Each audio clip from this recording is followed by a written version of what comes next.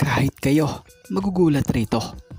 Arvin Tolentino to Ginebra, Aljon Mariano to Northport, and ano itong pagbabago kay Tenorio and Stanley Pringle. So wag na nga nating patagalin pa, tara at atin ang talakayin agad yan. Pero syempre bago ang lahat, shoutout ko muna ang mga laging nakasubaybay dito sa ating YouTube channel na sila Tortuga Randy, Majanelli Aborando, Judy Villarosa, Romeo Conchada, and Juan Solige. So marahil kung isa ka sa nakasubaybay sa team ng Ginebra, alam mo at pansin mo na di na talaga kagaya ng dati si Stanley Pringle and LA Tenorio. Kung dati kaya nilang umaverage ng 15 points per game or higit pa, yun yung prime nila.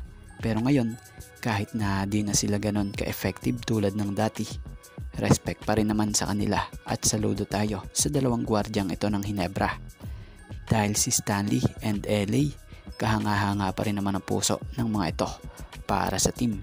Yun bang kagustuhan rin nilang matulungan ang team? So lahat naman ng players, diyan na, dito rin ang punta tulad nila. Dahil syempre umiedad na rin ang mga tao. At yun ngayon ang nangyayari sa kanila. Sa mga hindi nakakaalam, si Stanley Pringle ay 37 years old na. Si LA Tenorio naman 39 years old na. So sa ngayon na uma-average na lang sila sa game.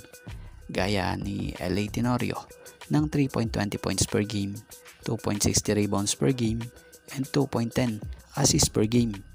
Si Stanley naman 7.40 points per game, 2.60 rebounds per game, and 2.20 assists per game.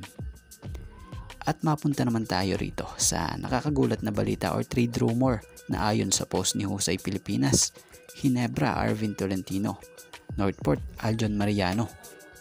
So pwedeng possible at pwede ring hindi posible.